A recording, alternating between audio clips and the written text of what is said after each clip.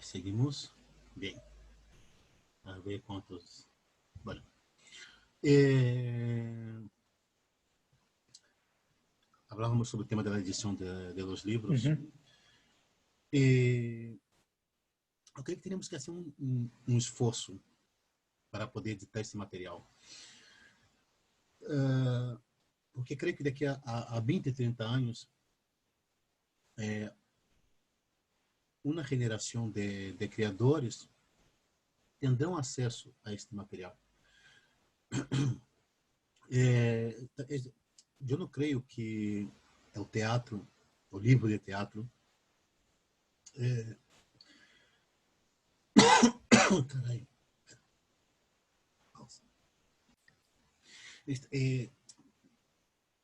por esse motivo, creio que é importante fazer um esforço para editarmos este material. Não tendremos um retorno econômico, pero este material estará disponível nas universidades, estarão disponíveis nas escolas de artes cênicas e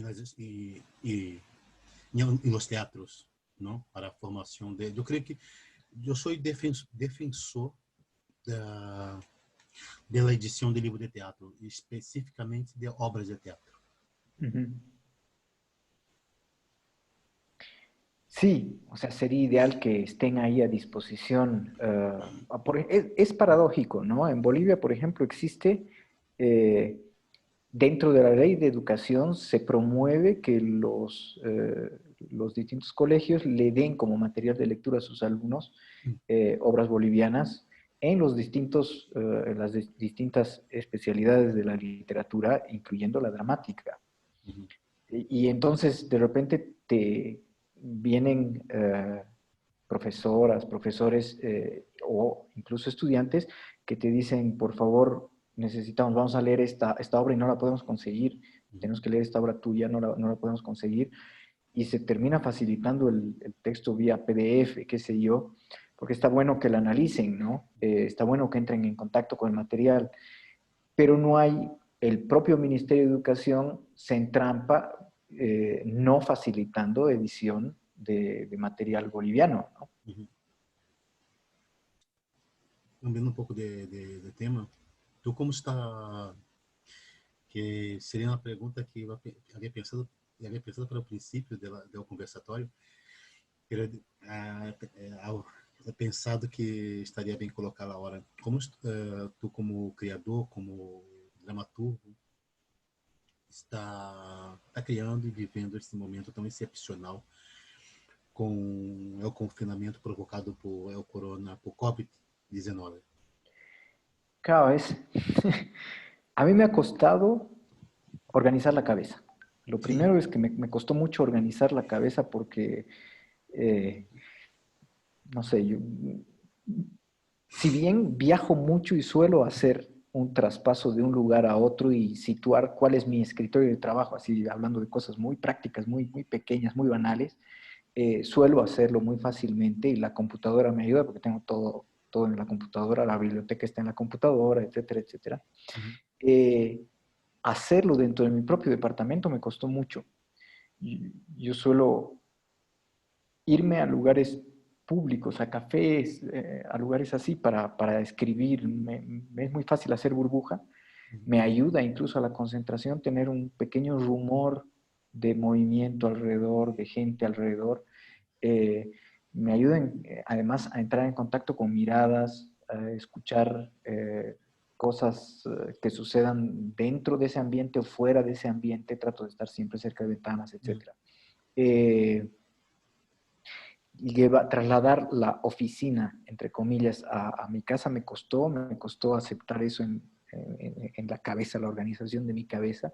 Por un lado, eso de manera muy práctica. Por otro lado, la incertidumbre, ¿no? O sea, ¿qué es lo que viene después? Justo teníamos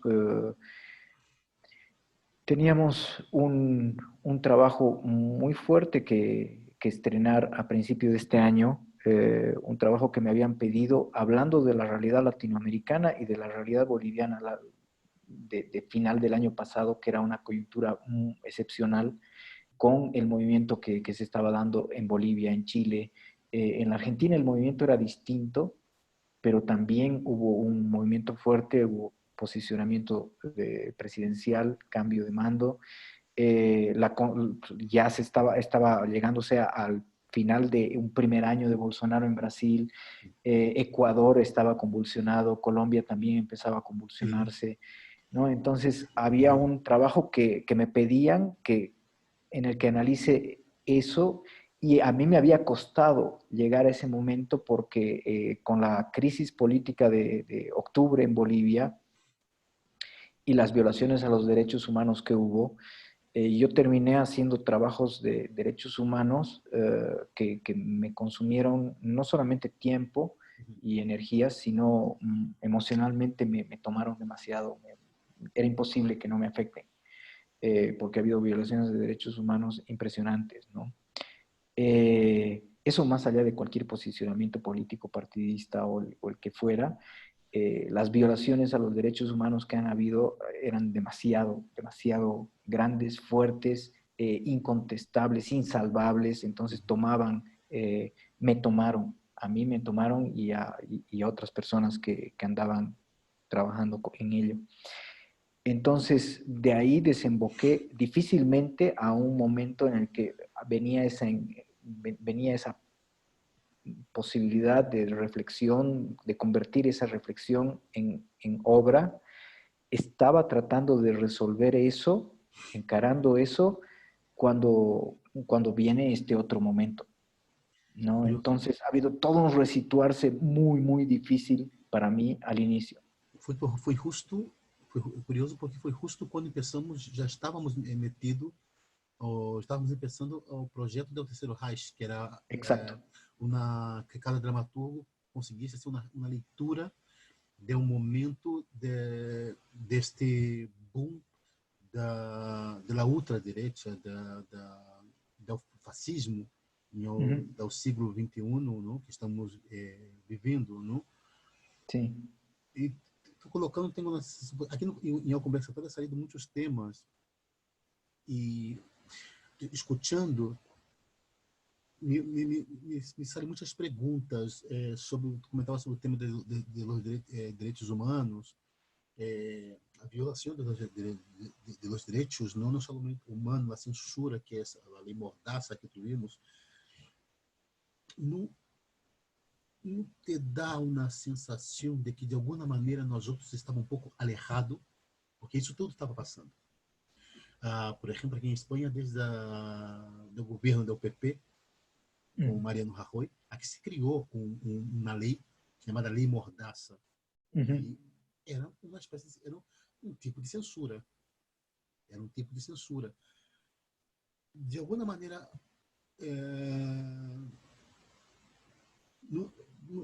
são perguntas que hago para mim também. Não nos alejamos mirando, de alguma maneira, o que estava passando fora, talvez, as guerras em Oriente Próximo ou Médio, como dizendo Latinoamérica, as guerras em África, o tema das favelas, por exemplo, em Brasil, ou talvez não nos havia tocado nesse momento tão próximo como nos ha tocado agora a pandemia.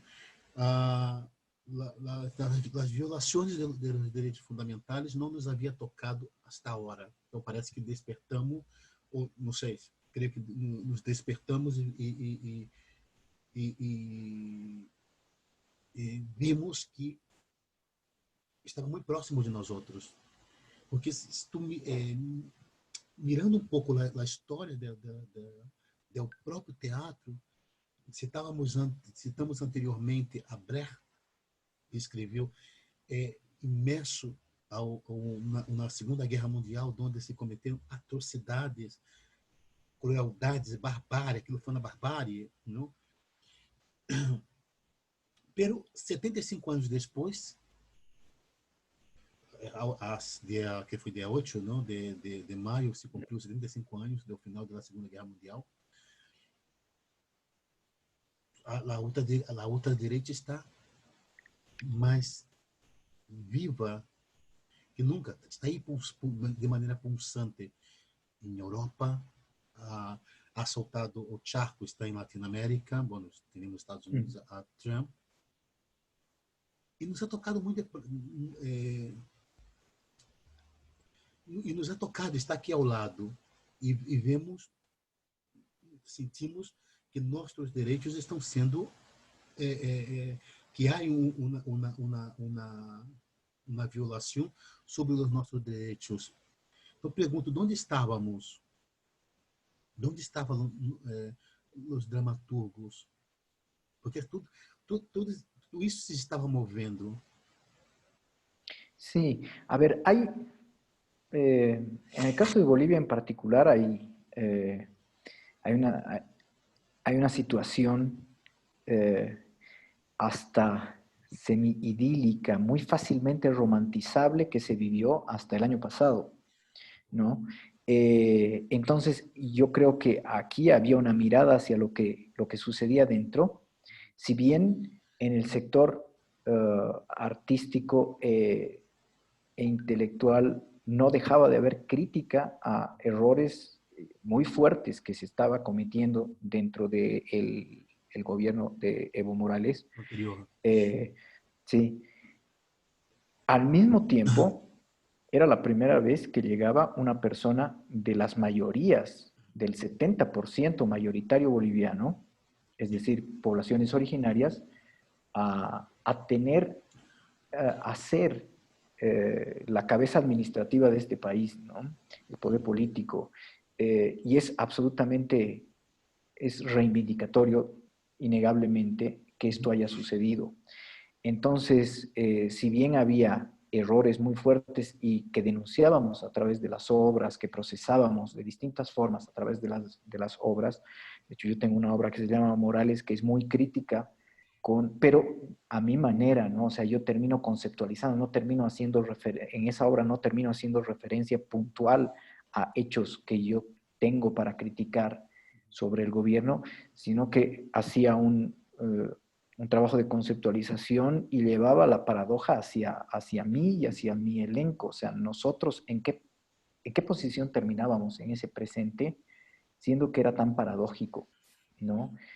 Había la reivindicación, pero se estaban ya cometiendo errores, ya se veía una embriaguez, un emborrachamiento total con el poder que dejaba ver que podía haber este intento de eternización en el poder, etcétera, etcétera. Y al mismo tiempo, si se mira hacia atrás, había habido una eternización del mismo grupo familiar en el poder durante los 200 restantes años de existencia de este coso, este Estado como república, ¿no? Este Frankenstein, que es Bolivia. Entonces, ¿qué haces frente a eso? Dejas pasar errores por una cuestión de justicia histórica, dejas pasar errores muy, muy duros, como una contradicción incluso en las políticas en relación a la naturaleza y las reservas naturales, los dejas pasar a nombre de que hay una reivindicación histórica sucediendo a través de esta persona, la figura de esta persona en el poder.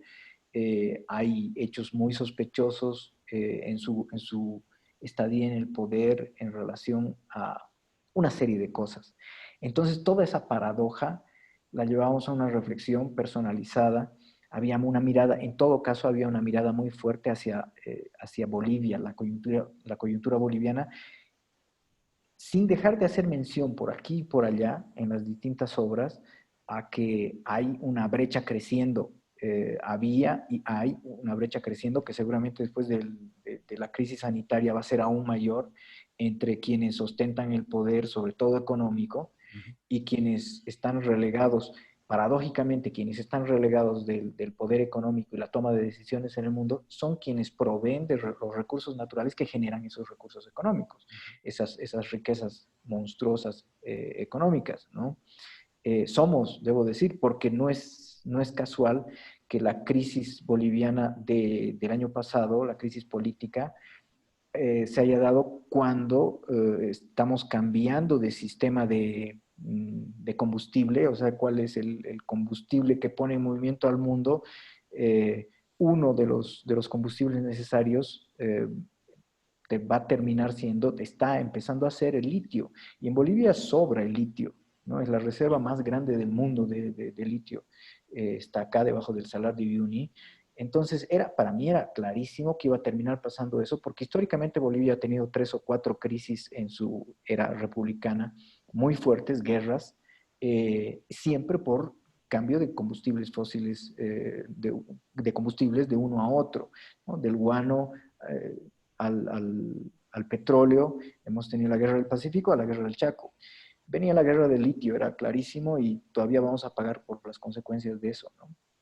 Entonces hay una mirada hacia lo que pasa acá, porque además Bolivia es un país bastante frágil, el tejido social es tan diverso y en condiciones tan extremas que, que es muy fácil que se llegue a instancias como la de octubre del año pasado, así como se había llegado 14 años antes a una instancia parecida.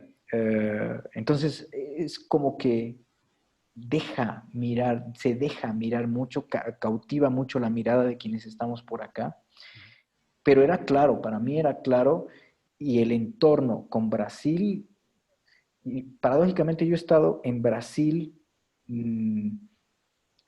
en casi a puertas de la segunda vuelta, y así, como estuve en Argentina a puertas de la segunda vuelta que terminó poniendo a Macri en el poder, Sí.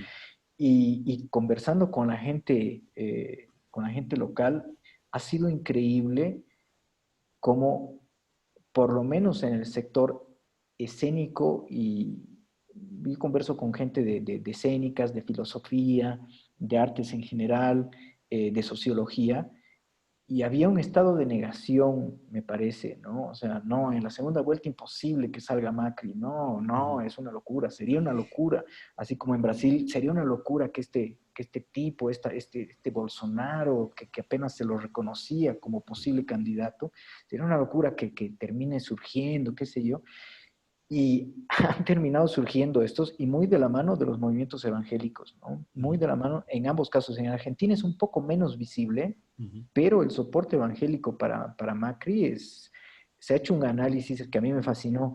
Recibí un pequeño análisis de el tipo de contenidos, sin mencionar Cristo, Dios, qué sé yo, pero el tipo de contenidos en los discursos que daba en su campaña, en la campaña que lo llevó a la victoria a Macri, la forma de hablar y palabras claves que iba emitiendo, vienen del código de comunicación de los pastores, las pastoras evangélicas argentinas. Ujú. Incluso con video terminan de mostrar ese análisis. Es alucinante, es alucinante. Eh, y a mí me terminó de cerrar todo ese asunto cuando el año pasado volví, pasé el carnaval en Brasil precisamente.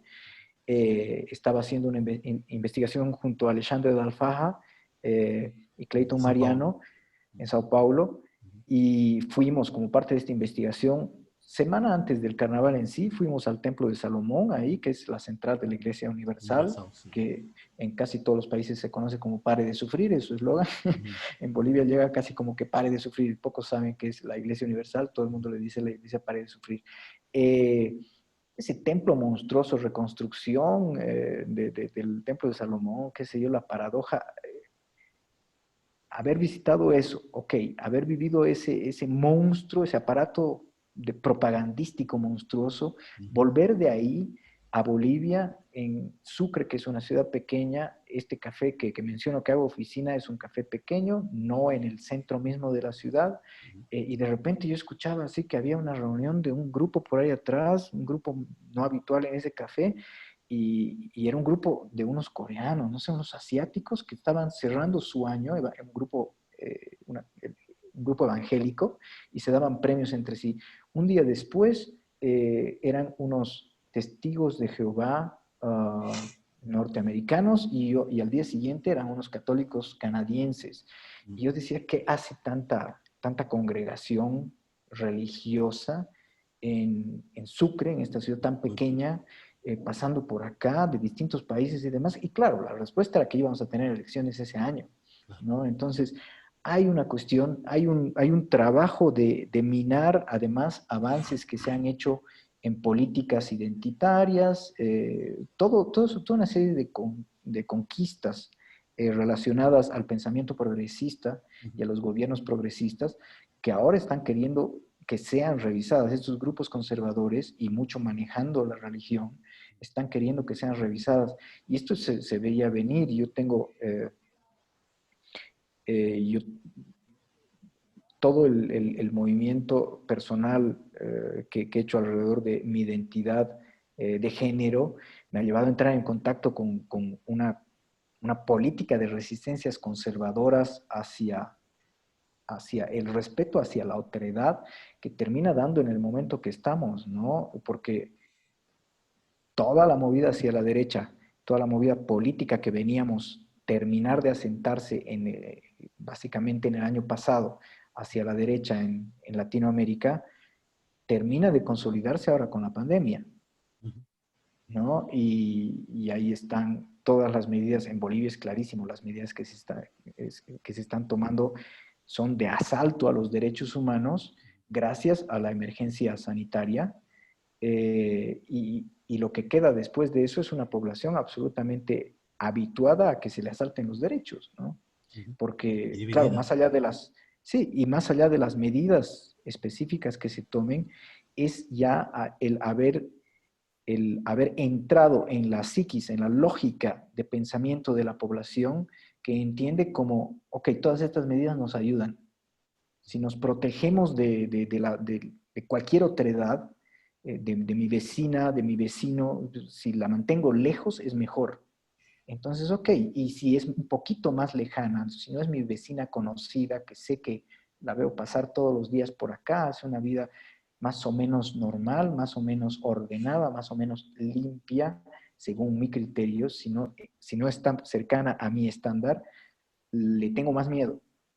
Entonces, todo lo que se diferencia un pelo más de mí queda con el estigma de ser más peligroso, menos deseable, más rechazable. Eh, ya queda eso como pensamiento habitual, como lo normal, queda normado como conducta de cualquier persona en la sociedad, y eso es terrible, eso deja un campo minado, absolutamente minado para cualquier movimiento extremo, ¿no? Cualquier movimiento extremo y evidentemente hacia la derecha. Está vendo também uma parece que a sociedade camina em duas direções contrárias, pero em alta velocidade. Eu penso que agora, ayer, creio que ayer comentava com alguém, eu comentava com Daniel Fernandes em um conversatório. Recordávamos um pouco o que passou com as ditaduras em América Latina. E, hablo de Brasil especificamente, de país que conosco mais, porque era a informação que tenho de infância. Durante o momento mais duro da ditadura militar, houve o golpe de 64 e deste mesmo ano deste golpe de 64 surge um movimento artístico brutal que foi o tropicalismo, onde aparece Caetano Veloso, grande Gilberto Gil, grandes nomes, o movimento tropicalista, o cine, um cinema novo de Glauber Rocha, que não sei se você conhece, que foi um grande Sí, referente sí, sí. El do teatro cinema. oficina, en teatro. Teatro Oficina, que foi queimado 2 vezes durante a ditadura, Zé Celso Martinez Correia, nosso maestro, mamamos em ao Teatro Oficina. Em 75, que foi o AI-5, que houve um endurecimento mais duro, um momento mais duro da ditadura. Aparece um outro tipo de proposta de cine também, que foi chamada porno chanchada. Parece que os artistas correram, tomaram símbolos nacionais para eles, da mão do exército. Não? A hora de eu, acompanhando um pouco do que está passando no mundo, tenho a sensação outra vez que a sociedade está bastante polarizada, pero caminhando em alta velocidade, em polos diferentes. Eu digo, por exemplo, a visibilidade do coletivo LGBTI, mas também das pessoas trans, com muitíssima um momento em que a ultradireita ha tomado as redes sociais, donde pode ver uma pessoa trans em países como o Brasil pode ser assassinada, pode vir um energúmeno e agredir ou te insultar por redes sociais. Estas pessoas estão defendendo seus direitos. E ganharam muita visibilidade na música, no cine, em redes sociais, com programa em YouTube. Isso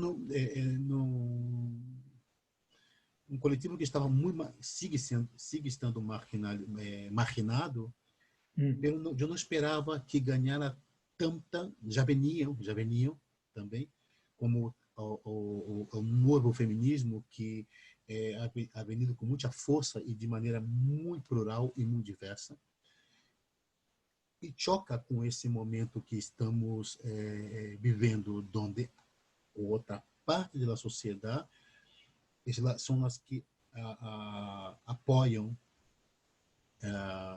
esta política de ultradireita ou fascista.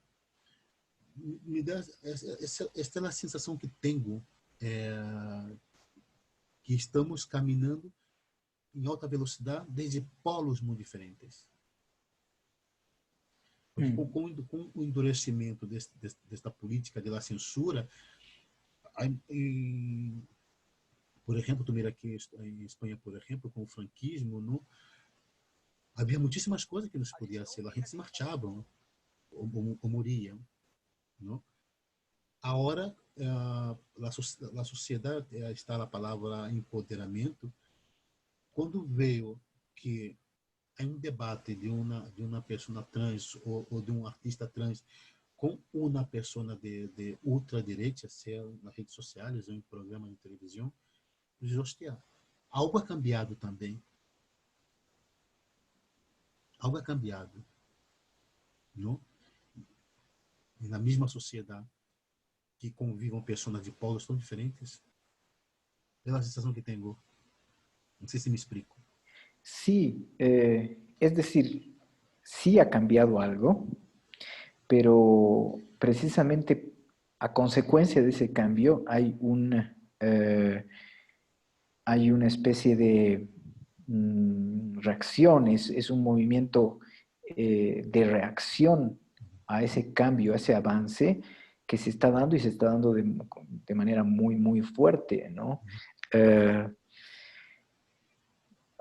Yo creo que la sensación es clara de que hay un paradigma que entró en decadencia. Hay todo el sistema, el paradigma en el que rige a la sociedad occidental, al mundo al que terminamos llamando de manera global la cultura occidental, entró en decadencia hace un tiempo ya. Y eso es el sistema económico que rige este pensamiento, la forma en la que se lo lleva,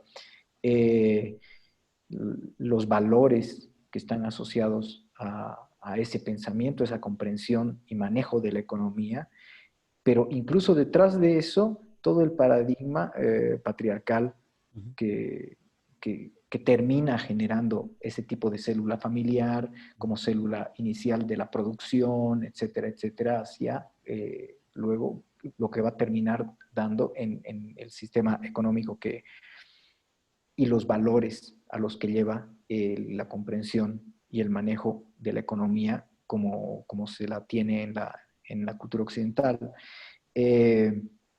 Todo ese sistema, todo ese paradigma está en decadencia, ¿no? Vemos claramente cómo esa expectativa del desarrollo siempre a más, siempre hacia más, siempre esperar que haya plusvalía, siempre esperar que el PIB crezca, tenga un crecimiento anual y cada vez más y más y más y más.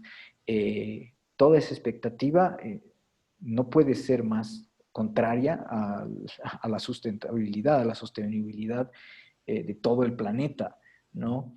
El sistema patriarcal, el pensamiento patriarcal no puede haber demostrado más claramente que no va, ¿no? O sea, el esperar que la mujer sea sometida a una cabeza siempre masculina, tanto en el núcleo familiar como en el núcleo empresarial, como en el núcleo religioso, todas las estructuras quieren replicar ese sistema de dioses blanco y con barba, masculino obviamente, y todo lo demás viene abajo en la pirámide, ¿no? Todo ese sistema entró en decadencia franca, pero evidentemente el final, los embates para salvarse, los pataleos que va a tener ese paradigma antes de soltar y decir, ok, que venga lo siguiente y perder los privilegios con los que cuentan quienes están en el lugar de privilegio en ese paradigma, no va a ser fácil, ¿no? Entonces, evidentemente hay cambios, pero hay el movimiento retrógrado, el movimiento de no queremos que haya todo este cambio, ¿no? Por eso se explica claramente que haya un 40% que termina votando a un Bolsonaro, ¿no? Pero, de alguna maneira, eu tenho sempre esta sensação que colocamos sempre como falávamos antes sobre a novidade, não, de Bolsonaro e outros governos, o Macri. Eu tenho a sensação de que essas pessoas estavam aí, estavam sempre. Sí, sí, sí, sí. São os que sempre votaram em los governos de derechas. Na Latinoamérica especificamente houve um movimento de las políticas de esquerda onde foram muito atuantes dentro de los setores mais pobres da sociedade, com políticas sociais bastante fortes, aunque puderam cometer errores. Pero este setor estava sempre, sempre. Quando as pessoas comentam, wow, como os reacionários ou fascistas ou a gente de direita se tomaram nas redes sociais, eu sempre digo, não tomaram nas redes sociais. Sempre estiveram aí. A diferença é que as redes sociais ha dado cara. Essas pessoas, mientras não existiam as redes sociais, elas estavam dentro da sociedade, não? Incluso han colocado muitos presidentes, pero agora com as redes sociais tem nome, tem cara, sabemos suas características. Não é que as pessoas se transformaram em pessoas de direita, ultradireita ou fascista. Não, elas sempre foram e sempre há um Estado em nossa sociedade, não? Sí, y en Bolivia para mí es claro, quizá por ser un país con poca población y entonces para mí hacerse visibles eh, bastantes situaciones, incluso hacerse visibles con rostros, nombres y apellidos por detrás, es bastante visible. Por ejemplo, en el círculo de la producción intelectual, las personalidades académicas, las personalidades de la investigación académica, las personalidades del mundo artístico, qué sé yo, casi todas provenimos de una clase media bastante acomodada, ¿no? Por una cuestión incluso de tener información, de manejar datos históricos, qué sé yo. El momento que surgió la figura de Evo Morales, hubo un apoyo de todas estas figuras, no total, no absoluto, pero bastante mayoritario en este sector, en este nicho, ¿no? Ahora, a medida que fue avanzando Evo Morales, fue cometiendo ciertos errores, fue más fácil que al interior de las familias clase media acomodadas se le cobre a este miembro de la familia que de repente estaba traicionando a su clase social al apoyar a Evo Morales y a las izquierdas, qué sé yo, se le empieza a cobrar y se le empieza a decir, pero mira, o sea, mira, estás viendo los errores que está cometiendo, está haciendo esto y esto y esto, ¿no? Y entonces, para el año pasado, para octubre del año pasado, era absolutamente notable, para mí en todo caso, como una gran mayoría de personas que inicialmente habían tenido una mirada de aceptación hacia esa reivindicación histórica y la figura de Evo Morales como presidente del país, de repente no solamente que hacían una crítica, que era saludable hacerla a los errores de Morales, sino que habían tomado una posición absolutamente intransigente y ya absolutamente pasional, no solamente una crítica lógica, una crítica comprensible, una crítica argumentada, sino una posición absolutamente desde el hígado en contra de, de Evo Morales y todo lo que representa, ¿no? Ha pasado una cuestión similar, me parece, con Lula, Lula, ¿no? sim, que o essa coisa visceral contra anti-Lula, Ujú. ante o partido de Lula.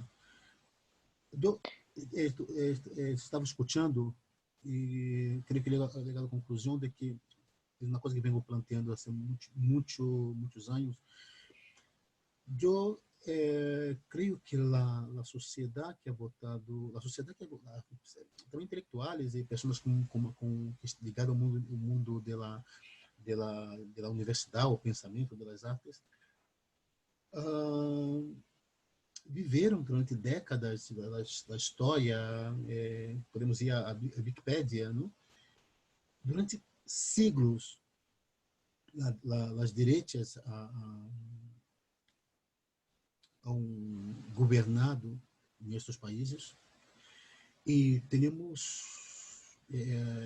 errores históricos, temos incluso barbáries cometidas por as direitas. No Brasil tivemos a experiência do Plano Collor, que foi quando houve um maior número de suicídio, quando uma espécie de corralito, não? Mm. Se quedaram com os ahorros de muitas famílias. Sí, sí. Pero a direita não se perdona. Eu creio que perdão, a esquerda, a direita pode Ujú. cometer as maiores atrocidades, as maiores barbáries, pero a esquerda não se perdona dos errores. Es que ha habido Essa é un a sensação trabajo que muy tenho. bien hecho. Ha habido un trabajo muy bien hecho y yo creo que por primera vez, yo he visto en el transcurso de los 10 años en el poder de Evo Morales desde la nueva constitución, he visto cómo por primera vez los partidos tradicionales bolivianos, que se llaman de centro, centro derecha, incluso el nombre de algunos de esos partidos alude a la izquierda, pero no es tal, eh, he visto cómo por primera vez dijeron, ok, tenemos que trabajar de a poco acá. Claro, porque Evo Morales ganó el referendo para, tanto para la constitución nueva de Bolivia como para que él sea el mandatario una vez que se lanzaba esa nueva constitución, ganó con más del 70%. Altíssimo, ¿No? imagino. Entonces, ahí por primera vez dijeron, ok, tenemos que trabajar a largo plazo.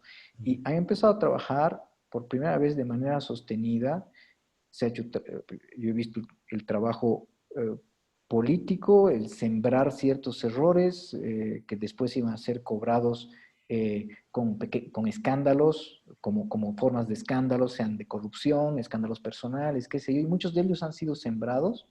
Eh, Eso no quita que se hayan cometido errores horrorosos y que haya Sim, habido claro. corrupción horrorosa, eh, pero ha habido un trabajo sostenido, por un lado, en ese sentido, y por otro lado, hacia la sociedad, ¿no? El trabajo que menciono, por ejemplo, al interior de grupos, sobre todo clase media alta, de decir, mira esto, casi que señalarte hacia dónde debes ir y terminar, terminar anulando la capacidad crítica y convirtiendo en una pasión, una religión, el eslogan de estas personas no tienen que volver, Uhum. ¿no? Cuando en realidad se trata de casos que no deberían volver y situaciones, ¿no? O sea, no queremos corrupción, es una cosa. Ahora, asociar la corrupción a cualquier persona originaria en el poder, eso es un error, eso ya es un estigma y es una discriminación, pero se ha llegado a ese tipo de de imaginario. Lo que se ha ido sembrando es ese imaginario, no se ha ido luchando contra la corrupción, porque si no, ahorita toda la gente estaría indignada. Con el gobierno de transición que tenemos, hemos tenido en 3 meses, 4 meses, hemos tenido una cantidad de casos de corrupción, pero así visibles, cínicos, flagrantes, que son alucinantes, ¿no? Estoy viendo una ficción acá que está pasando y la población no reaccionando con toda en la medida que debiera reaccionar por el referente. Si es que entendemos que realmente la indignación de la población era contra la corrupción dada en los gobiernos de Morales, que sí ha habido corrupción y sí había que reaccionar frente a eso. Si es que era una reacción realmente contra la corrupción, ahora deberían haber bajado a una serie de figuras, incluida la propia presidente, ¿no? Ahora, en el momento de la crisis sanitaria, cuando es más delicada la situación, más delicada la economía, el manejo de la economía y los recursos que se tenga frente a la emergencia, los casos son indignantes, ¿no? Y la gente ahí está simplemente dejando pasar todo. ¿Por qué? ¿No? Porque ha habido todo un trabajo de asociar lo rechazable con ciertas figuras, con ciertas, y en el caso de Bolivia, con ciertas culturas, ciertas proveniencias culturales incluso, ¿no? Carai. Não, não, eu penso que é um momento de, de uma polarização, pero está muito unida a esta intransigência que tu apontava antes. E creio que a esquerda tendrá que ser autocrítica, não creio que harão autocrítica, porque talvez é um dos malos da política, não? Que é muito complicado ser autocrítica, seja do color que seja. Pero creio que a esquerda tendrá que fazer trabalho muito não sei se um trabalho com a população, não sei se é didático, não sei, porque primeiro a sociedade se ha fragmentado, e segundo que se criou esse rechaço social a determinadas figuras, no caso comento de Lula, como passa em Brasil, pero não somente a figura de Lula, a seu partido, que significa Claro. todo um coletivo de políticos. Cambiamos de tema. Vamos para a reta final do conversatório.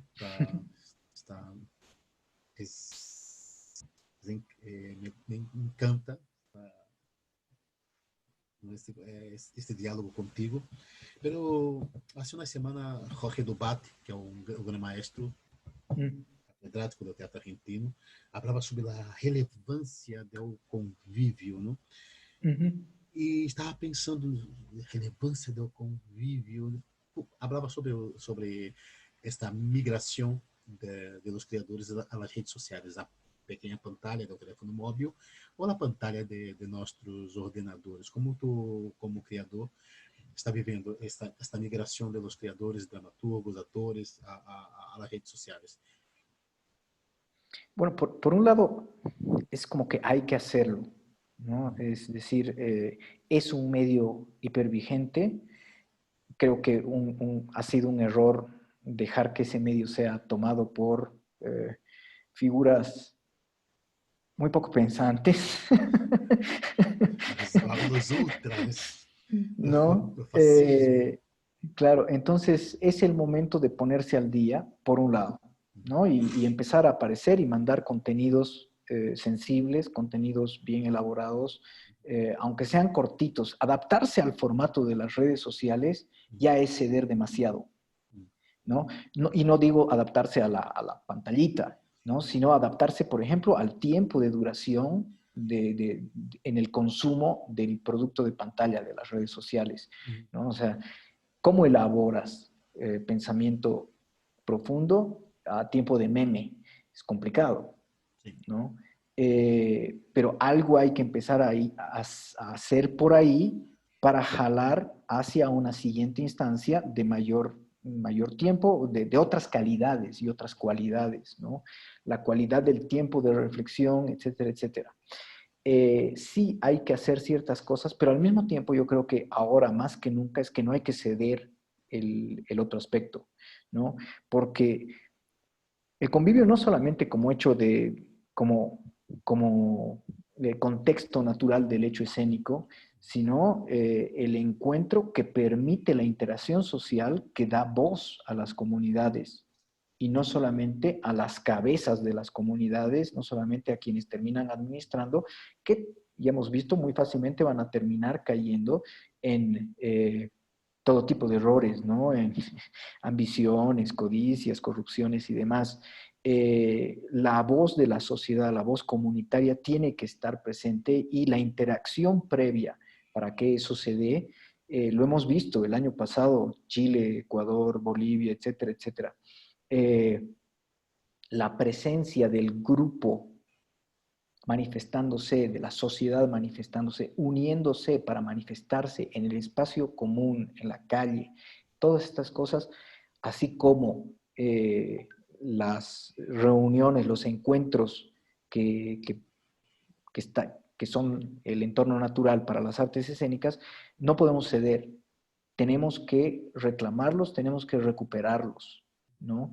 Tenemos que irlos, quizá no se pueda este año, quizá sea para el próximo año, pero tenemos que apuntar hacia favorecer y tenemos que luchar seguramente con las autoridades de los gobiernos centrales, municipales, etcétera, etcétera, para que no se pierda de vista la importancia de esto, ¿no? Colocou em evidência isso, não? A pandemia coloca em evidência de que a cultura é essencial, a cultura também é um artículo de primeira necessidade. Sí, sí, sí. Y la cultura, pero la cultura bien consumida, no como un, como un bien más instantáneo, ¿no ve? Inmediatista. Porque una cosa que yo explicaba aquí en todo este movimiento que se está haciendo en Bolivia para que el gobierno le dé una mínima mirada, cosa que nunca hizo, a las artes escénicas, yo termino diciendo, ok, hay que explicarles porque son autoridades culturales, no sé cómo, personas que no entienden de las artes, hay que explicar que el hecho del el consumo cultural, de ir a un museo, de ir a una obra de teatro, de leer un libro, no está en el hecho, solamente, no está solamente en el hecho, en los 60 minutos que estás en la sala viendo un espectáculo, en los 60 o 120 minutos que estás en un museo, recorriendo el museo, es un hecho mucho más grande, mucho más largo. Hay una característica ritual que, ok, no la vamos a mistificar, pero que remite a cómo escojo calidad, empiezo a procesar, me informo, llego al momento de contacto con ese objeto artístico, ¿sí? Pero salgo de ahí y sigue todavía mi procesamiento, aún en la conversación posterior que voy a tener con las otras personas con las que he compartido el hecho artístico y vamos a terminar de procesar esa experiencia y la lectura, la interpretación de esa experiencia que vamos a dar, lo que termina fomentando el pensamiento crítico, el análisis, etcétera, etcétera, cosa que evidentemente los gobiernos no quieren hacer, no quieren fomentar pensamiento crítico y análisis, pero es una de las características fundamentales de las artes que no podemos perder ahora menos que nunca, porque ahora más que nunca necesitamos pensamiento creativo, propuestas para empezar a reconstruir lo que va a quedar en ruinas, porque nuestras economías claramente van a quedar en ruinas. E o setor teatral também. Há alguma previsão de rescate da cultura em Bolívia? Como se esse tema? Há alguma No hay política nada. nesta direção? Precisamente estamos reclamando. Ha habido una reunión que fue transmitida por Zoom de la UNESCO, de los ministros de cultura del mundo, tuvieron una reunión Zoom y se podía seguir, una reunión que duró como 6 horas, creo 5 horas, qué sé yo, y cada ministro tenía sus 3, 4 minutos. La participación boliviana fue una vergüenza, fue realmente vergonzosa, pero dio pie a que empecemos a exigir a que hagamos una organización sectorial en los distintos sectores y que exijamos al Ministerio de Culturas, así en plural, en Bolivia es Ministerio de Culturas, y eso es correcto, que exijamos que se nos atienda, porque la ministra de Culturas en aquella reunión solamente habló de un plan de rescate económico a hoteles, ¿no? Porque infelizmente en Bolivia el Ministerio de Culturas es Ministerio de Culturas y Turismo. Y todo lo que tenía previsto era darles préstamos bancarios a los hoteles. Listo, chao. Ahí ya te puedes dar una idea de cuál es la situación acá, ¿no? Caray. Eu pergunto porque estamos falando sobre o tema comentava um pouco antes sobre o tema papel da cultura, não? E se hace pensar que a revolução tecnológica de alguma maneira arrinconado e maltratado a cultura, as políticas culturais, não? Maltrataram a cultura e as universidades, tanto que algumas assinaturas, houve universidades que eliminaram assinaturas como dentro de cultura, como história da arte, algumas humanas, não? Pero como passou em outras épocas anteriores, na época da peste, na época das guerras, o teatro ha sobrevivido. Talvez tenha esse talento de sobrevivente, de sobrevivência. Isso conecto com que havia colocado antes, essa frase de Jorge Dubat sobre a relevância do convívio que é conduzido nosso coletivo às redes sociais. E me pergunto se, primeiro,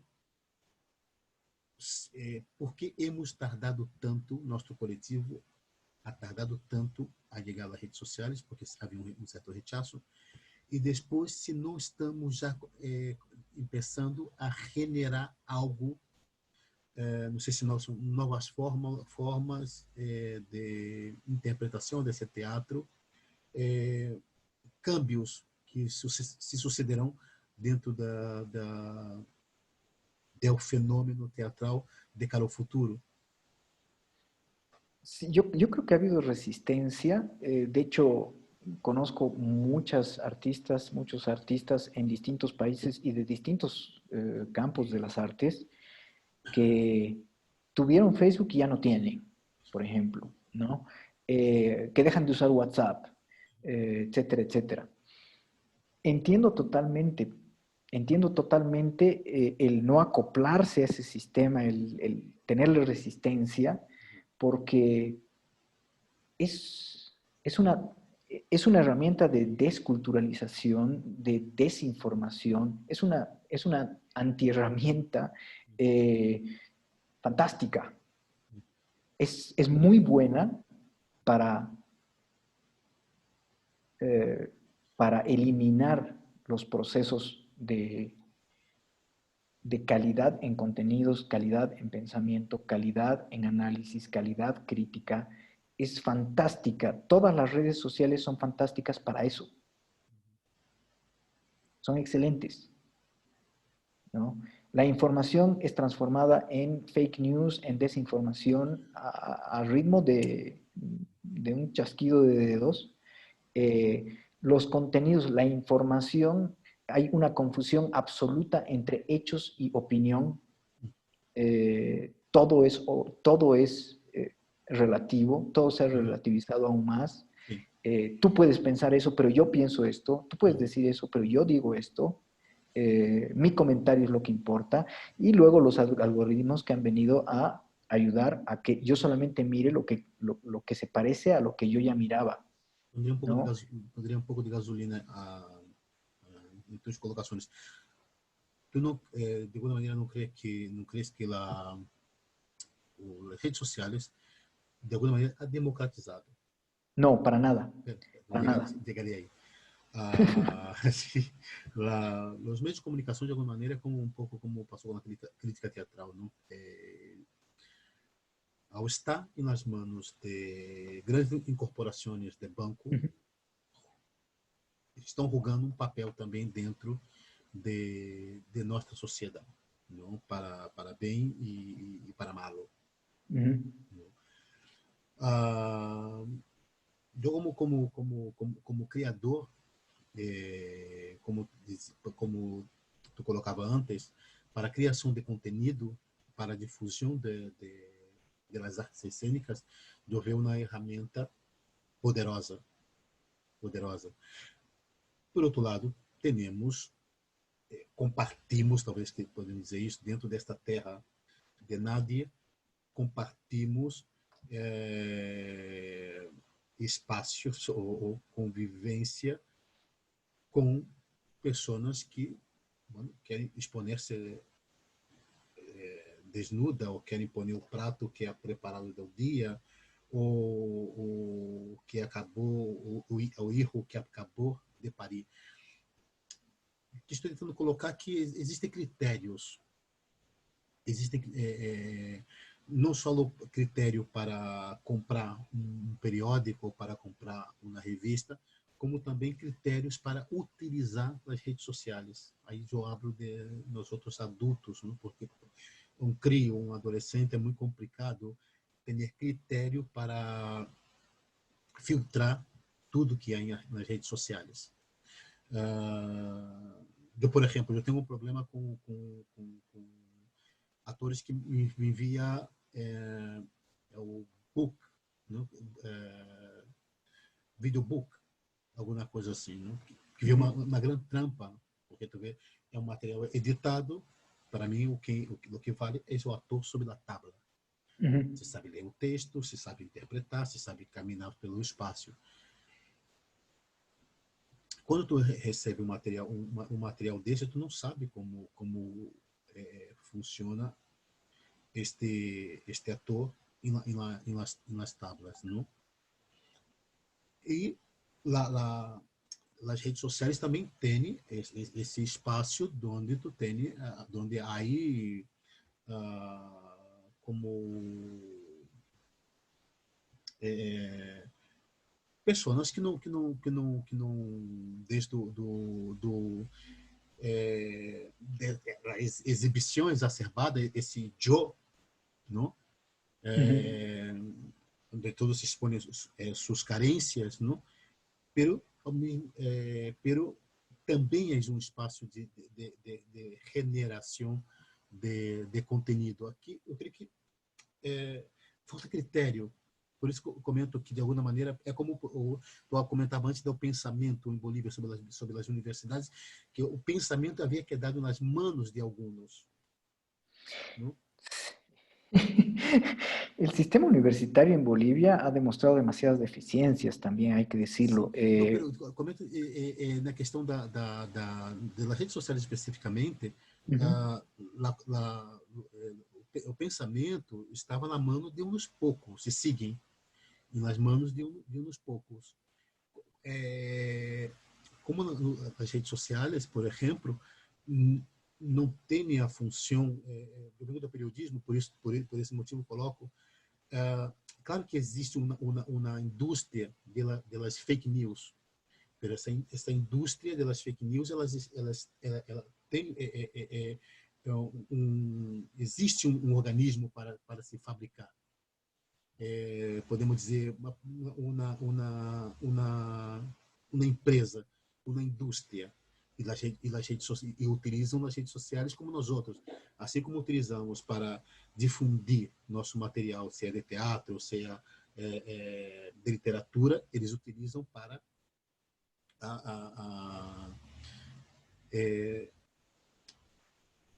publicitar, não? E agregar a um público que não tem essa capacidade, talvez, de filtrar as informações, que não tem o critério, e acabam caindo nesta trampa. Não sei, essa é a minha maneira de ver a rede social. Por isso eu digo de maneira que há democratizado, falamos antes sobre o tema da ultradireita, não? Que estavam sempre na nossa sociedade, nas redes sociais, elas apareceram nas redes sociais com nome e apelido, não? Pero hay un par de factores más, yo creo. Mm, Primero, así es la comparación de que, ok, le das un celular con redes sociales y con todas estas herramientas a un niño, a un adolescente, a una niña, a un adolescente, y seguro que va a entrar en esa especie de juego de la adrenalina y se va a dejar llevar mm, sin conseguir decidir por sí misma. Esa herramienta va a tomar cuenta mm. del ritmo en el que esa persona consume, y etcétera, etcétera, ¿no? Exatamente, tudo, Eh, informações. Ahora, a mí lo que me parece es que a lo largo de los últimos años de educación, y es de los últimos años en general, a través de la educación, Mm, y ese es uno de los grandes pecados, vamos a decir, cometidos por cualquier gobierno, el más izquierdoso que nos imaginemos en los últimos tiempos, mm. las sociedades han sido infantilizadas y las redes Exatamente. sociales han sido un gran colaborador, ¿no? Un gran socio oculto, digamos, de esa infantilización de la Mm, sociedad. Entonces ya no se trata solamente de que una persona de menos de 15 años o de menos de 18 años corra riesgo frente a esas redes porque todavía no tiene los criterios mhm, para manejarla a su conveniencia, mhm, sino que la sociedad está en esa situación. La sociedad frente a la, estas herramientas y cómo funcionan, porque no son solamente herramientas relativas a contenidos. Lo que uno enfrenta, lo que enfrentamos al ver Facebook, no solamente es este título me interesa, pasaré a leerlo, mhm, este link me interesa, pasaré a verlo, sino enfrentamos ritmos diferentes, mhm. o sea, es un multilenguaje que no te ataca solamente por el contenido ofrecido, No, sino por la forma en la que te lo ofrece, as imagens. y luego vienen los algoritmos, ¿no? Mhm. Y toda esa forma no ha sido decidida por las personas. No. El ritmo en el que te llega no es algo que yo decida, ok, yo quiero que tú veas, para que tú entres en contacto con mi convocatoria a una obra de teatro, yo necesito que tú mires estito, que lo leas, por favor atende para, dame un minuto Mhm. entero de tu mirada y realmente aprecia esto, o dos, o tres, o cuatro, ¿no? Y quizá entres en contacto con eso. No, estás compitiendo con tu baja de peso, comprate el último auto, este comando va a hacer que desde tu cama tú abras tu ventana, tu puerta y tu jardín. Programas de Eh, morbo.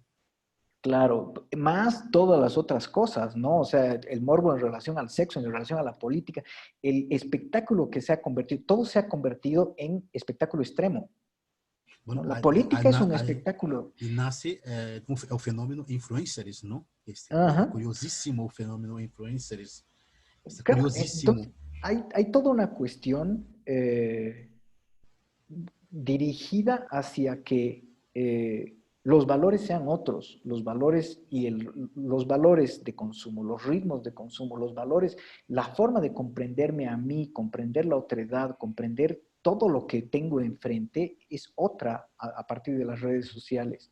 Entonces no nos enfrentamos, por eso yo entiendo absolutamente el rechazo, porque es exactamente lo que pasó entre el teatro y el cine, ¿no? Y se fue haciendo cada vez más visible. No voy a, el teatro tenía que especializarse en lo que es, en el encuentro en vivo y en una palabra no necesariamente, en un relato no necesariamente situacional, realista y demás, tenía que arrinconarse, tenía que en realidad no arrinconarse, pero tenía que fortalecerse en su propia trinchera, tenía que atrincherarse en sus propias características para salir victorioso y lo hizo. Me parece que frente a las redes sociales sería una cuestión parecida, pero por la masividad del producto, de los medios de comunicación, celulares, herramientas, redes sociales, aplicaciones y demás, es una lucha bastante desigual, ¿no? O sea, el sector Outra coisa artístico, interessante, claro, el sector artístico está en desigualdad de condiciones ¿Cuán en desigualdad de condiciones estará el sector artístico si la propia democracia ya se declaró en desigualdad de condiciones frente a las redes sociales? Sí, pero es curioso tu comentario porque me hace pensar también que quanto estamos fragmentados dentro do nosso próprio coletivo. Eu penso aqui a hora, né, tu, tu obra, né? Volvemos lá ao início do conversatório, quando comentava que seria mais fácil, não? O caminho mais fácil para chegar até seu teatro a partir de países castelhanohablantes, não? Não, enquanto a tua obra por o teatro francês. E penso que o nosso setor se ha criado muitas capas ou classes. Dentro do mesmo coletivo, há muitas classes. Eu creio que isso quedou muito marcado. As figuras que estão dentro das grandes salas ou que aparecem em El Cine, não? Agora aí o fenômeno das séries, não? Depois estão as figuras que estão em determinadas salas muito emblemáticas que podemos dizer que há ser parte de um coletivo mais privilegiado do teatro, que frequentam determinados ou determinado grupo, onde é como um pouco o salão de la Madame Pompadour, não? Tudo muito, todos são guapos, politicamente corretos, são todos amigos, são todos muito interessantes, não? E depois estão os demais grupos. Então, creio que é muito difícil que esse coletivo haga frente ao que tu está colocando, se antes de ocorrer esse fenômeno, esse coletivo já estava muito fragmentado, não?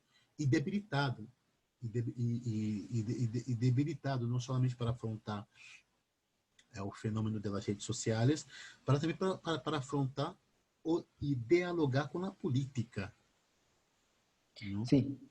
É muito cômodo para os políticos dialogar com um coletivo que está, não digo nem dividido, não, porque dividido há um diálogo, inicial, então, sí. sim, há um diálogo, então, e há uma aproximação, pero quando está fragmentado, muitas vezes não há espaço para o diálogo, porque cria a diferença de classe. Eu creio que o coletivo teatral está muito marcado por a diferença de classe. Eu estou aqui, o outro está aqui, o outro está aqui, e os outros... Bueno, creio que funciona muito isso dentro, e por esse motivo creio que é muito fácil de los políticos manipular o coletivo do teatro especificamente, porque não o seu diálogo é com um setor minoritário, podemos dizer assim, mais próximo a eles. Sí, sí, totalmente. Claro, es una gran pregunta, ¿no?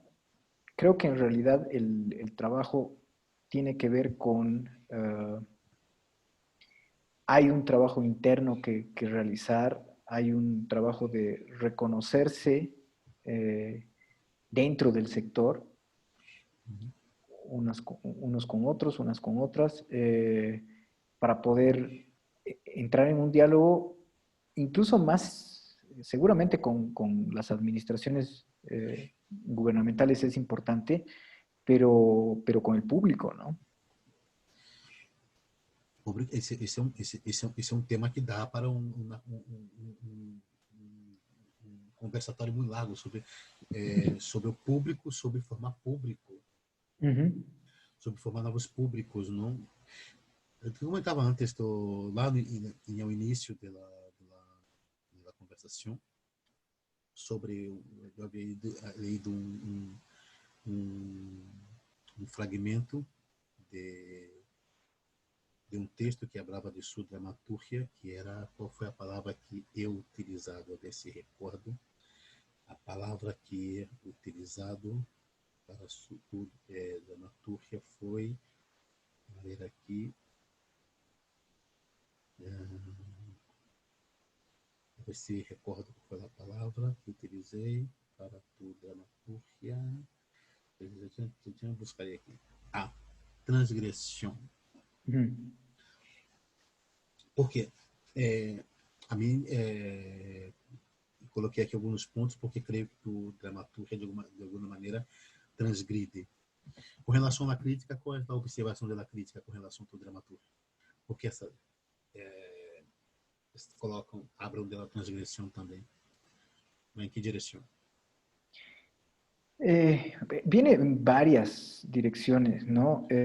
Porque, por un lado, mm, se supone que transgredo formalmente por el hecho de trabajar relatos fragmentarios, construcciones escriturales no tan habituales, voces colectivas, etcétera, etcétera. Por otro lado, en la puesta en escena también hay eh, aspectos formales transgresores. Eh, una de las cuestiones que creo que es eje para ese encuentro, por lo menos en Bolivia, con mi obra, percibiéndola como transgresora, es el concepto de desnudar, presentar desnudas realidades, presentar desnudas cosas que están detrás de lo que estamos viendo, es decir, desvestir un poco la situación que estoy reflejando o el contexto en el que se da algo. Yo trato de desvestir, así como las actuaciones, las presencias en escena son también muy descarnadas, o sea, yo desvisto de personaje a quien vaya a presentarse en la escena en mis obras. Quedan desprovistas, las presencias escénicas quedan desprovistas de esa especie de máscara, de cobertor, protector, que podría ser un personaje, una técnica. Muchas veces yo voy sacando esas cosas. Algunas veces hay presencias físicas desnudas también. Entonces termina siendo una cosa como muy descarnada que transgrede esa habitual capa de protección que tenemos al relacionarnos con los hechos, las personas, las situaciones en el día a día, que están muy filtradas por capas de delicadeza, por capas de comportamientos sociales habituales, etcétera, etcétera. E incluso la información nos hace eso, ¿no? O sea, se la presenta de cierta forma ya habitual como para que pueda ser consumida, etcétera, etcétera.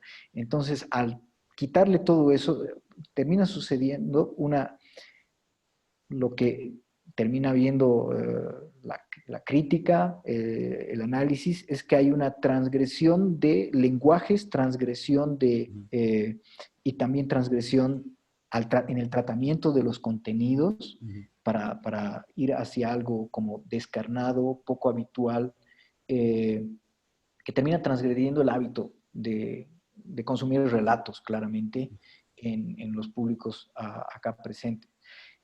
Hay una transgresión también, una transgresión extra a un poco lo que tú mencionabas, ¿no? El asunto de las conformaciones de los círculos, no sé si clases, pero círculos artísticos en Bolivia. Yo he terminado marginándome voluntariamente de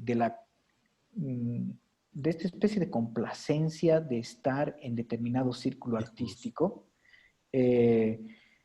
para hacer mi obra. Entro en contacto con las personas, seguramente, claro que sí, pero no termino de ser parte de ninguno de los círculos. Bienvenido ¿no? al club. Bienvenido al club.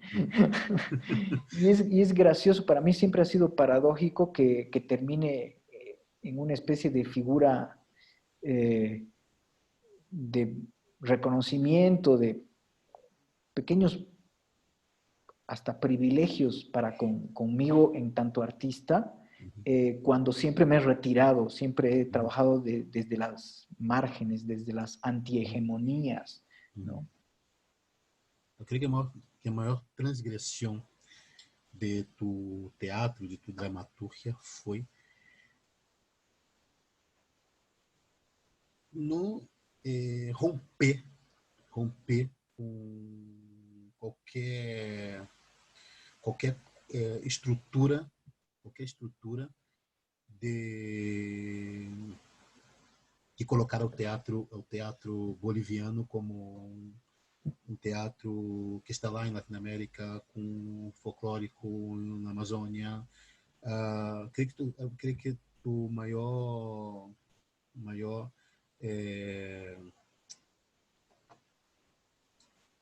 ai, cara, a palavra, minha transgressão, creio que foi dar visibilidade ao teatro de Bolívia e transformá-lo em um teatro universal, que um teatro que se, se pode, hablo especificamente de dos textos, no, que se podia montar na cidade de Nova York, como passou aqui em Barcelona com nós outros, ou em Paris, não, que também foi montado em Paris. Creio que essa foi tu grande qualidade e tu grande transgressão como dramaturgo, para mim. Gracias. Bueno, aproveito para perguntar, estamos em confinamento, ¿está lendo algum livro? ¿Está leyendo ahora? Ahora mismo me ha tomado, en medio de una relectura en realidad de Frankenstein, que voy haciendo de manera entrecortada, porque la última obra que estrené fuera fue una reescritura de Frankenstein para un público adolescente, eso hice en Rumania. Y me regalaron una edición, un libro muy precioso como objeto, que lo tenía ahí al lado de la cama en el velador, pero no llegaba a leerlo, y ahora lo empecé a leer junto con un libro técnico sobre escritura de guiones para la pantalla. Estoy alternando esas dos escrituras, esas dos lecturas, con esto que te decía de reordenar escritos anteriores, ¿no? Ahí terminan siendo como que lecturas obligadas, muchos artículos, seguramente que ha corrido también por allá esta pequeña colección de textos de algunos filósofos. Aspo es una editorial accidental, creo que así se describen, y lo que hacen es recoger algunos artículos. Seguro que ese tipo de material, hay unas colecciones de pensamiento latinoamericano que a mí me han parecido incluso mucho más profundas que las que se recogió en la primera edición de pensadores reconocidos internacionalmente. La segunda, que ya recoge pensamiento latinoamericano, a mí me es mucho más interesante. Hay una otra colección argentina específicamente que también me ha sido muy interesante. Entonces, alterno ese tipo de lecturas un poquito más puntuales con mi relectura a los pocos de este Frankenstein, porque además está en rumano el libro, ¿no? Entonces lo tengo que acompañar con mi edición en español porque el rumano no lo domino. Es una lengua latina, se deja entender, sí, pero tengo que acompañarlo. Y este otro libro técnico sobre escritura que voy revisando, al mismo tiempo que voy trabajando escritos. Entonces, se ha complicado, te digo que se ha complicado para mí mucho el reunir todo en casa, porque puedo saltar de una acción a la otra a la vuelta de la mano, estirando la mano. São novos hábitos, ¿no? Eu creio que passará tudo isso, pero não será o mesmo. Na verdade, foi bastante produtivo. Bom, nós estivemos nos acompanhando esses meses. Ele saído positivo, tinha ido COVID, né? E me quedado com uma barra médica por um mês. E foi um mês muito produtivo, porque terminei o trabalho que tinha de fim de master sobre gestão cultural, técnica em gestão cultural, também trabalhando os textos do Terceiro Reich, trabalhando os textos da dramaturgia do confinamento, aqui preparando a web também. Fui lendo alguns livros aqui, acabei lendo La Peste, de Albert Claro. Camus, releído o Decamerón de Boccaccio também. Esa es mi siguiente lectura, está en la cola. Te enviarei, porque he escrito um pequeno fragmento assim de Boccaccio e Boccaccio e de La Peste de Camus. Te enviarei. Ajá. Que Sí, me por impactou favor, tanto envíame. poder ler. Sí, me impactou tanto. Diego Aramburu, muitíssimas gracias por tu participação aqui no nosso conversatório. Creio que habitualmente marcamos entre 1 hora, 1 hora e 15, alguma coisa assim, mas estava tão bem este conversatório, há tempo que não parávamos para ter nenhum diálogo, que ha valido muito a pena estar aqui contigo esta 1 hora e meia. Sí, sí, mil gracias a ti, Clever. Y una última cosita para cerrar, precisamente para mí la forma de encarar el relacionamiento con las redes sociales y en general las tecnologías de la comunicación, como este famoso Zoom que aparece recientemente, se está facilitando, quizás se está abriendo una pequeña puerta ahora, gracias a este paradón que estamos viviendo, y estamos entrando en contacto con la necesidad de darle tiempo a nuestros contactos, nuestros usos de estas tecnologías de la comunicación. Quizá por ahí se abre una pequeña puerta para que nos reamiguemos y que se vuelvan relativamente útiles y no nos utilicen todas estas tecnologías, ¿no? Não sei se tu está acompanhando, há câmbio, um movimento que começou nos Estados Unidos de alguns apresentadores muito famosos, como a Oprah, Elis DeGranges, figuras populares, incluso do cine, as séries, das cadenas de televisão, utilizando as séries por streaming, todos migraram para o YouTube. E apresentadores criaram programas em pequeno formato para o YouTube. Tem, falando dos Estados Unidos, milhões de seguidores, e alguns países da Latinoamérica tenho observado que apresentadores, pessoas que estavam trabalhando na televisão convencional estão trabalhando desde YouTube. E para mim está sendo muito interessante. O conversatório nasce um pouco de observar este movimento, de criarmos um espaço onde podemos, como criadores, colocar nossas ideias, nossas reflexões e estas reflexões estarem disponíveis desde o Facebook, e YouTube ou no Instagram. Sí, exacto. Y también la apreciación, por ejemplo, de espectáculos de larga duración, ¿no? Ópera, que dura 2, 3 horas, obras de teatro, incluso hay mucha gente que se está animando a ver obras de teatro a pesar del tiempo más lento que tiene una obra de teatro frente a una película. Tenho visto ópera por YouTube. Te enviarei, porque dentro do conversatório saiu um debate sobre o tema do streaming. E há um teatro, conhecido Teatro Oficina. Sí. Ha conocido o Teatro Oficina em São Paulo.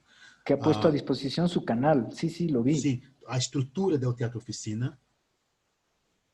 E quando tu grava as obras do teatro, porque existe esse estigma do teatro, que ver teatro por la pantalla é cansativo. Eu vejo os espetáculos da Oficina e eu não vejo cansativo. Pues que son una locura, ¿no? Son una vorágine. No, pero un espectáculo muy bien filmado. Es maravilloso. Sí. En general yo creo que se puede llegar a consumir buenos espectáculos, pero bien filmados, ¿no? Sí. Porque aquel plano fijo delante ese es intolerable. ¿Has visto la última versión de Jesus Cristo Superstar en la Broadway? Está gravado. No. ¿Y É, está a disposición? hostia, sim, e é espetacular. Isso Ya, é uma loucura. É como se llama o cantante de rock que hace uma participação como Pôncio Pilatos. ya. Eu, ai, caralho, uma banda dos anos 70, tio. ¿Cuál será? Ai, caralho. Ai, ¿Será de Deep Purple? ai, como Porque se él llama? hizo Jesucristo en las versiones de los 70. Como se llama? Ian algo. Era el Não, cantante de The Deep Purple. não ai, caralho, pode ser. Será? Não tenho claro, não tenho claro. A ver se recordo o nome do tio. É uma Ya. versão recente e as câmeras estão dentro Y está do liberada en YouTube, qué sé yo. se busca assim. Ya, Eu he visto buenísimo. por Mobstar, pero mirado por YouTube e encontrado. É Ajá. espetacular. Por isso, quem ha estado dentro da oficina como nós outros, que estado aí, e curioso porque estudado sobre Zé Celso Martínez Corrêa e sobre o Ajá. teatro oficina na universidade. Ajá. Ajá. Tenho uma grande professora que se chama Semiramis Nair, que para mim é uma de minhas grandes referentes como professora. Esses dias ela é escrito porque creio que temos que é um momento para reivindicar a educação e a cultura e as artes, e he tenido esta professora Semiramis Nair, que foi uma referência porque nos conduzia a todo o universo cultural do que havia passado ali desde 64, não? Com o golpe militar, é o tropicalismo, é o teatro oficina. E foi muito curioso porque quando já estava formado em periodismo, bueno, já trabalhava com teatro, mas não era profissional. Creio que tinha que passar pelo periodismo primeiro para Ujú. decidir ser um profissional de teatro, né?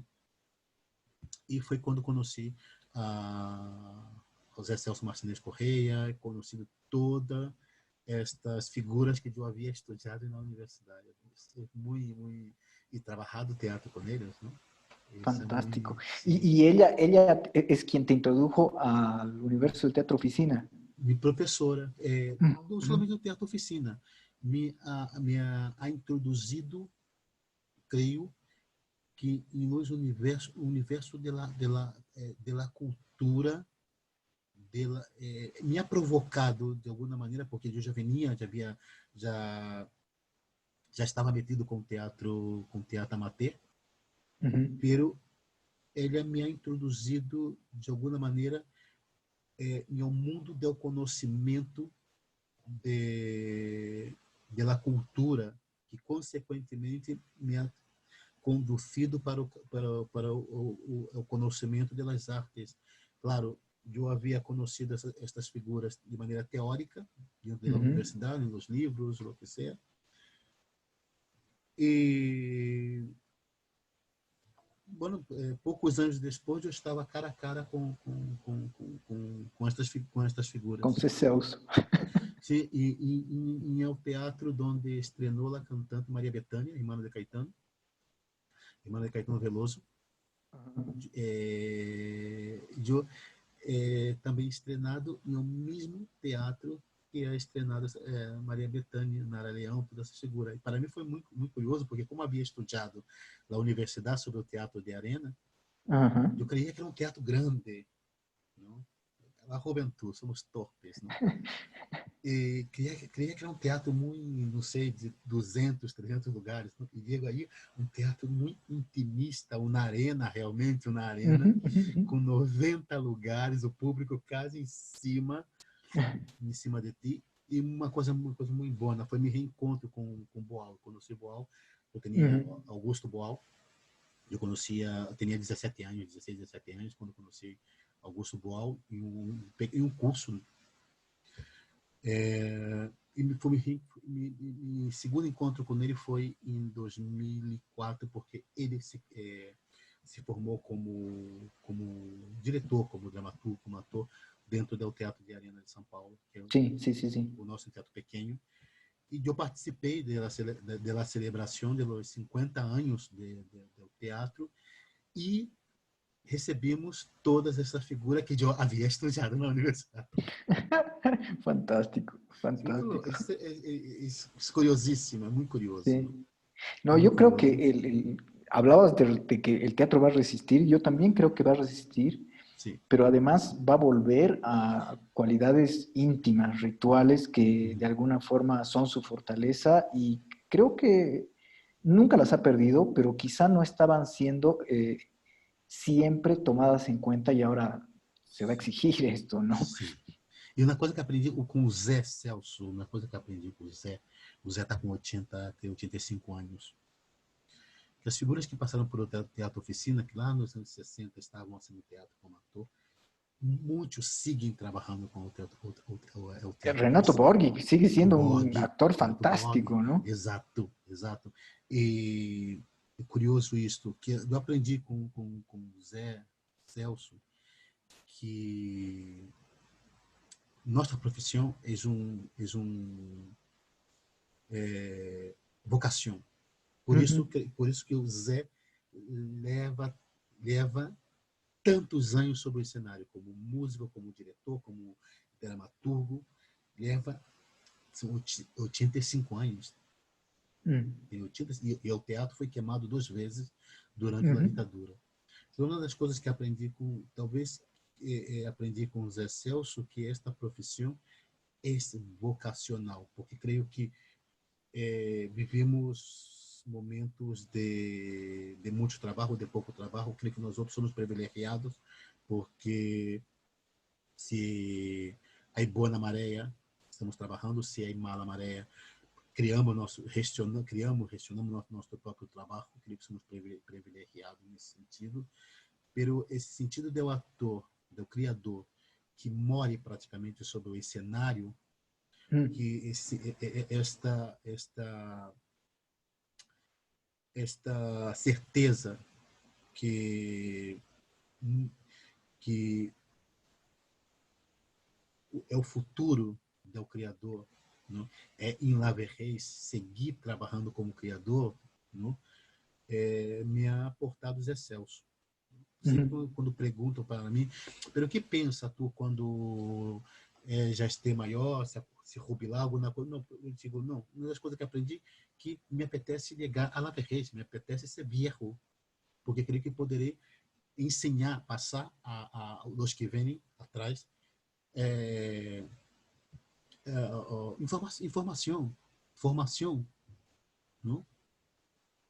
Totalmente, sí. Isto aprendi com o Zé Celso, que leva, já que agora tem 85 anos e sigue formando atores, sigue formando gente e sigue trabalhando sobre o cenário. Y con fuerza además, ¿no? O sea, totalmente. 85 anos produzindo são poucos, hein? Mm. E muito ativo, não? Isso Sí, que sí, sí. nos hace pensar, não? Sí, yo creo que eh, en realidad es una de las pocas profesiones en las que se va a hacer hasta morir, ¿no? O sea, hasta que algo falle como para que realmente no se pueda. Las artes, la noción de jubilarse, jubilarse, Se no, jubila um ator? no creo, ¿no? No me entra en la cabeza a mí. Não, eu não creio tampouco. Porque es una cuestión de pasión y de necesidad, ¿no? Es una necesidad, la necesidad de seguir expresando. Claro, si dejas de tener una necesidad expresiva, seguramente dejas de hacer. O si es que hay una necesidad económica absolutamente aplastante que te lleva a otra cosa. Uhum. Pero si eres artista, realmente artista desde dentro, Vocação. uh, no creo que lo puedas dejar, ¿no? Bueno, muchísimas gracias. Y ahora sí, No, finalizamos mil gracias a ti, nuestro Clever, ¿eh? conversatório. Diego Aramburu, Sí. vasco, ¿no? Descendencia vasca. Ajá. Mi abuelo era vasco. Tengo unos amigos ali. Sabe, ha visitado el País Vasco. He visitado muy poco, es uno de los pendientes que tengo porque mi familia Bueno, viene de ahí, ¿no? tenho a obrigação de conhecer o País Basco. É Sí, espetacular. Tenho grandíssimos amigos ali. É um lugar lindo, um lugar lindo.